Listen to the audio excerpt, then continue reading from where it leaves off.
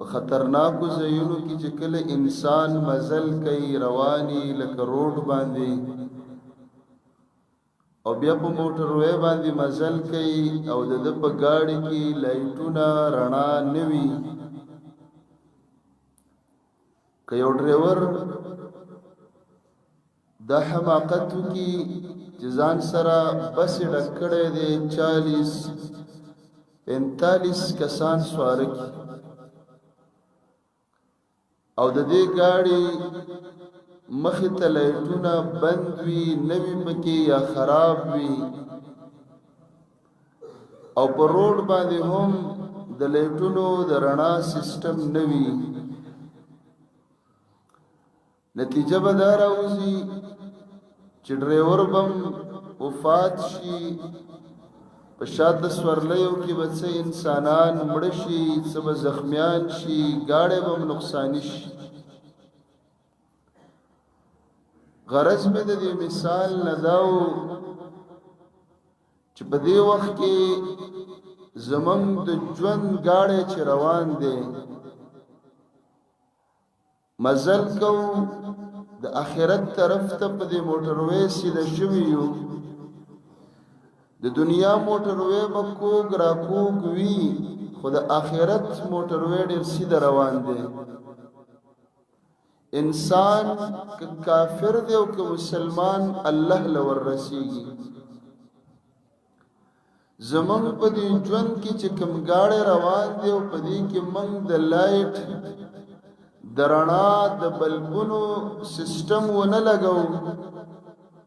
لکه د دنیا گاډي چې تبا کیږي زمون د ژوند گاډي به تباشي او هغه لایټونه او رڼاګانې هغه د چې موږ په ژوند کې د وخت د علماء حق سره نیکانو علماء سره د قران او د سنت د علماء سره تعلق جوړ کو او دغه علماء موږ ترناو کی او د دې رڼا په ذریعہ موږ الله ته ورسیږو هغه انسانان هلاک دي تبادی کندو تب پریوزی مړبشي چې کوم انسانان په دنیا کې د علماو نه تعلق کټ کی د وجنا سفیان الثوري رحمه الله فرمایلی دي لولا العلماء لصار الناس كالبهائم كعلماء نوې په دنیا کې نو موږ د عام انسانان بدلیوانو زناورو درندگانو په شانتي وخت راولي دی علماء موږ ته رڼا را نصیب کړه د امت د مخکینه علما راواله اولنې د امت عالم او نبی محمد صلی الله علیه و آله وسلم بیا د امت دویم عالم ابو بکر الصدیق رضی الله عنه دا ټول صحابه